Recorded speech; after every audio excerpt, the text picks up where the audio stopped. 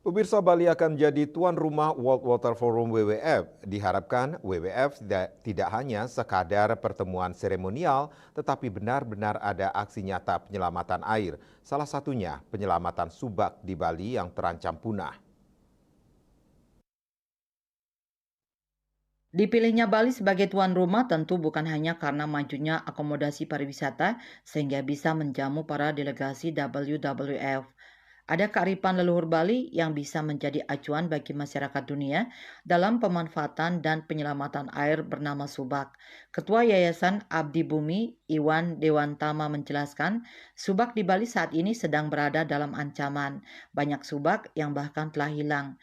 Hilangnya subak tidak lepas dari masifnya alih fungsi lahan untuk berbagai kepentingan, terutama kepentingan ekonomi yakni pariwisata.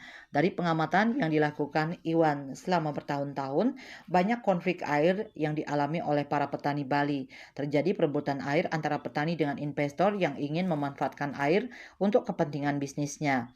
Sistem pertanian dengan subaknya di Jatiluwe yang akan dijadikan lokasi kunjungan delegasi WWF, menurut Iwan juga tidak sedang baik-baik saja.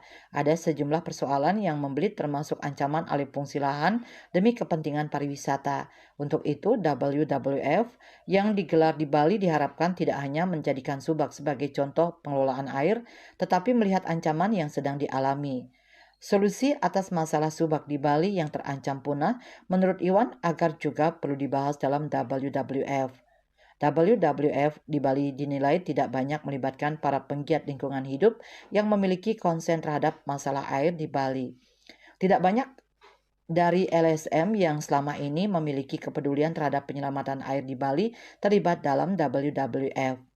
Pemilihan Bali sebagai tuan rumah menurut Iwan juga sama dengan event besar tingkat dunia lainnya seperti G20. Unsur ekonomi kepariwisataan yang lebih utama. Kehadiran para delegasi diharapkan akan meningkatkan angka kunjungan wisatawan asing ke Bali sehingga pariwisata makin membaik. Kepentingan Bali dalam hal penyelamatan air tidak banyak menjadi isu dalam WWF, padahal Bali saat ini sudah berada dalam kondisi mengalami krisis air. Banyak daerah yang sudah kehilangan sumber mata airnya. Ini akan menjadi bom waktu di masa datang.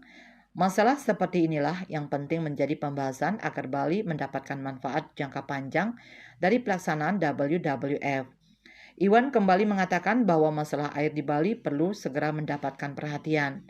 Penggunaan air tanah yang masif untuk berbagai kepentingan telah membuat cadangan air tanah berkurang drastis. Padahal cadangan air tanah ini penting untuk masa depan Bali. Jika cadangan air tanah ini habis, Bali akan mengalami kesulitan dalam pemenuhan air di masa datang. Selain itu, penggunaan air tanah akan membuat interupsi air laut jauh masuk ke daratan. Ini sudah terjadi di sejumlah wilayah terutama di Denpasar dan Badung, bagian selatan yang berdekatan dengan pantai dan juga penggunaan air tanah oleh pariwisata demikian tinggi.